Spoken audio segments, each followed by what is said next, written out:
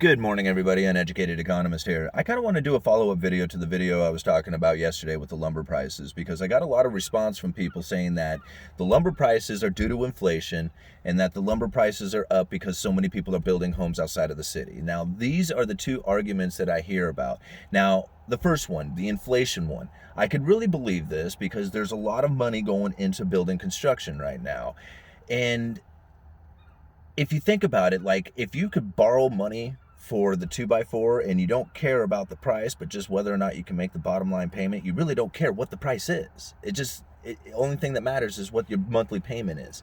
So that 2x4 could sell for $10 as long as you can make the monthly payment when the house is all done. That's the only thing you care about. So, prices can really go through the roof so long as the bottom line is taken care of. So yeah, there could be a lot of inflation moving into the lumber prices, right? That could make a lot of sense. Here's the problem with it is that if it's just lumber and only lumber, then it doesn't mean it's inflation, because the doors, the windows, the siding, the paint, everything else that goes with it, if lumber has gone up 4 times, you would think that that would at least have doubled, right? But it really hasn't. It's gone up some, 10, 20% in some cases, but it certainly hasn't gone up the triple or quadruple times like lumber has. It went from $2, $2.50 to almost $8.50 inside of 6 months. That's crazy. That is an insane move. And so I think about it, it's just like, well, everybody's saying it's this, it's massive building taking place right now. And I'm thinking, okay, yeah, if you go to the bottom, like, I'll leave a chart. I'll leave 2 charts down in the description for you guys. I was looking at them earlier.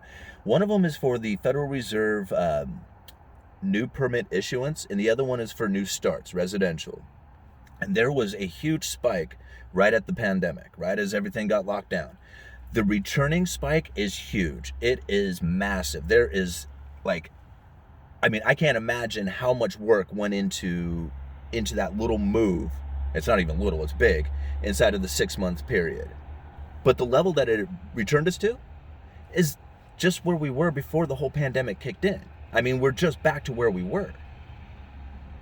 And if you go back and you take those charts and you max them out to the length of time, you're going to see that we're really just sitting in about a normal period in issuance comparatively to the past. There was times in the past, I guess what I'm saying is there's times in the past that they were building a heck of a lot more than they are right now. A lot more. And really the amount of issuance is just kind of normal for history.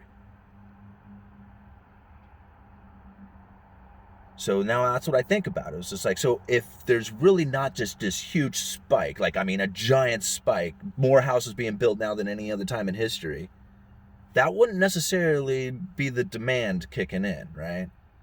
And then if you don't have all the other components, the windows, the doors, the siding, everything that goes with building a home going up in price at the same pace as lumber is, then how could it possibly be inflation? You see where I'm getting? Because if it was inflation, it would be moving into those other products as well in the same fashion. If lumber's gone quadruple, then those things would be doubled, at least, you would think. Using that argument. So I don't feel that it's inflation, and I don't necessarily think it's the supply and demand, although it's got to be the supply and demand part of things. But there's other reasonings for it. Prices are high. Canadian, markets are opening up to the United States. This lumber, it's not like you can sit, hey, I'm going to buy that lumber, and then come summertime, I'm going to sell it for, whatever.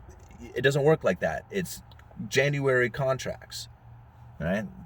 They start over again come January 15th, and the lumber that is being sold, that has to move and a new batch comes in. It's not a liquid market like people would think. You can't just get in and out of like gold or something like that. It's very different. These people who buy this lumber are definitely consumers. They are going to buy it and use it and take it. And from what I've gathered, the mills are not producing at the pace that is meeting the demand.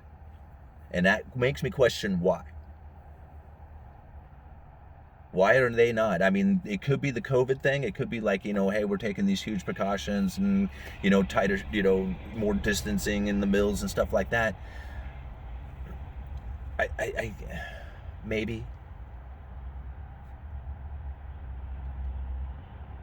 So I think about this, guys. I think about this,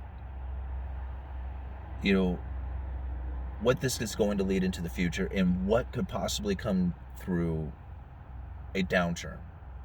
Because, here we are such at a high level. This is what, like, a lot of people I don't think quite get, is that when these things spike up to these levels,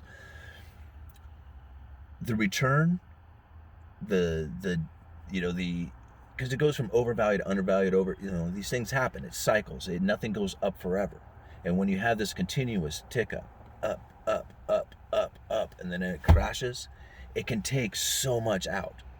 All these people who got in at these high prices, never thinking that it was going to return, go back to the way it was, or that the Federal Reserve would always be there with their easy money, credit lending. That the government will be there with the stimulus checks. That, that all these efforts that, some outside force is going to come in and then, produce the wealth that, of just simply owning this product. You see where I'm kind of getting at? It doesn't... it's hard for me to wrap my head around, that being a feasible concept. There's supply and demand. If the nails aren't doubled and tripled, if the windows aren't doubled and tripled, then how could it possibly be inflation? If the building permit issuance is just getting us back to where we were before the pandemic, how could it be this huge spike in demand?